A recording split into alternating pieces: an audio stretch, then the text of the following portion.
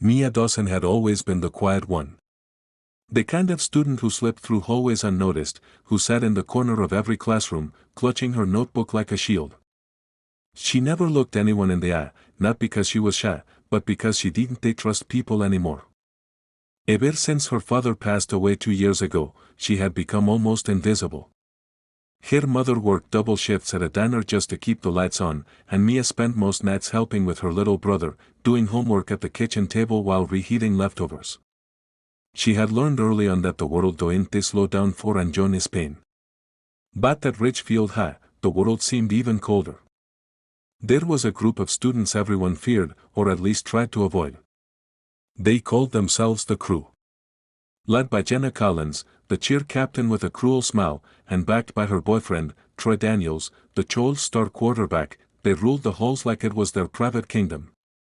And to them, quiet kids like Mia were easy targets. It started with whispers. Notice left in her locker saying things like mute freak or ghost girl. Then came the laughter behind her back. The shoves in the hallway. They spilled milk on her lunch tray by accident. Every day felt like another test of how much she could take without breaking. But what nobody knew, not even Mia's closest teacher, was that she started something new after school. It began when her mother, desperate to help her daughter regain confidence, enrolled her in a local self-defense class at the community center. At first, Mia resisted. She didn't want to fight anyone. She didn't want to become like the people who hurt her. But then she met Sensei Harada. He was a small, calm man in his 60s, with eyes that seemed to read straight into your thoughts. The first time Mia stepped into the dojo, he didn't ask her to punch or kick.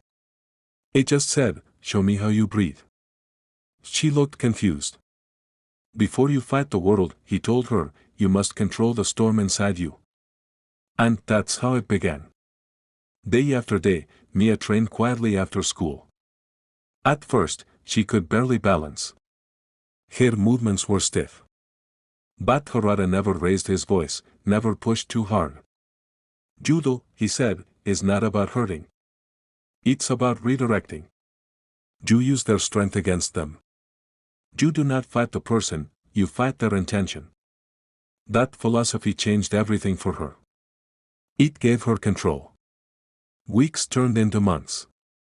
Her confidence grew. Her body became stronger. The same hands that used to tremble while picking up books were now steady, powerful, and graceful. And though no one at school knew, Mia was slowly becoming someone they regret underestimating. Then came the day that changed everything. It was a cold morning in November. Mia was at her locker, the same one near the science wing she'd been assigned since freshman year.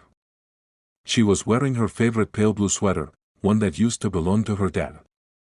She loved it because it made her feel like he was still close somehow. Jenny, Troy, and their two friends, Chloe and Max, came strutting down the hall like they owned it. They spotted Mia immediately. "Jenny smirked. Well, look who's here." "The invisible girl," she said loudly enough for everyone nearby to hear. Mia didn't respond. She just focused on switching out her textbooks. But Troy wasn't satisfied.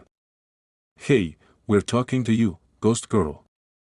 "Still nothing." Troy giggled.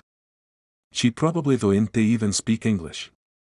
Maybe she's some kind of robot. Jenna reached out, pretending to tug playfully on Mia's hair. "What's wrong, Dawson? So good to talk to us." Mia finally turned, meeting Jenna's eyes with a calm that unnerved her for a split second. "Please," Mia said softly, "just leave me alone." That quiet firmness wasn't what Jenna expected. Her smile faltered, then twisted into something darker. "Oh, you've got a little attitude now, eh?" And before anyone could stop her, Jenna grabbed the collar of Mia's sweater and yanked hard, so hard that the fabric tore at the seam. The sound of ripping cloth echoed in the hallway. A few students gasped. Mia froze. For a split second, the old version of her, the one who they hide, cry, or run, wanted to take over. But then she remembered Arada's voice. "Control the storm inside you." She took one slow breath. Troy laughed cruelly. Nice going, Bobby. Now she's got that thrift store look for real. The laughter rang in her ears. And then something inside her just switched. Her hand moved before her mind even processed it. She grabbed Jenna's wrist, not roughly, just firmly. Everyone stopped laughing. Jenna's eyes widened. What are you? But she never finished. With a swift, fluid motion, Mia pivoted on her foot, using Jenna's own momentum.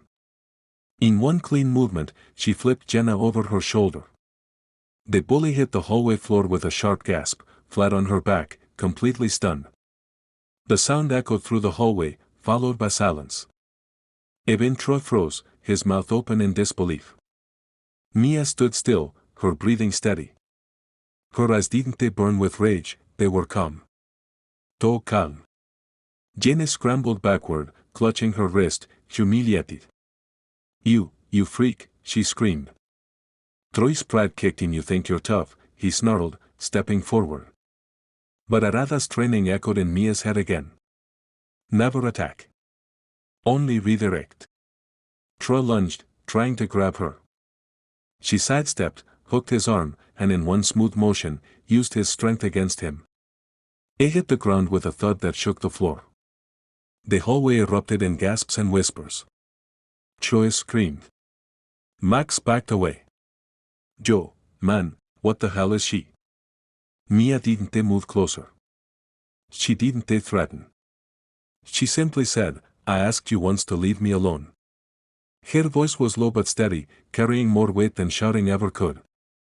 A teacher arrived seconds later, having heard the commotion. The scene was chaos, two bullies on the floor, a quiet girl standing still, and a crowd of stunned students trying to understand what just happened. By the time the principal called them into the office, the entire school was buzzing.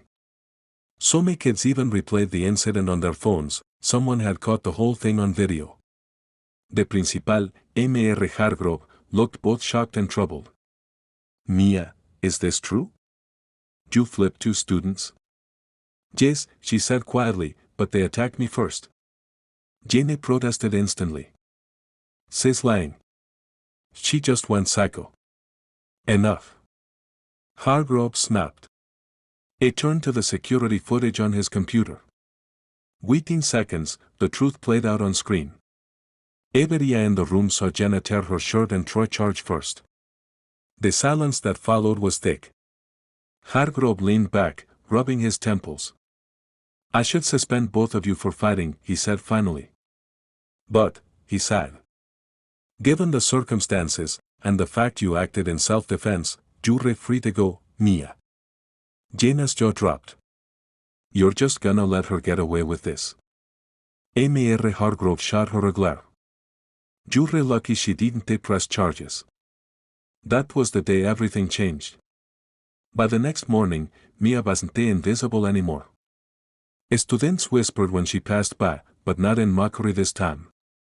Some even smiled at her.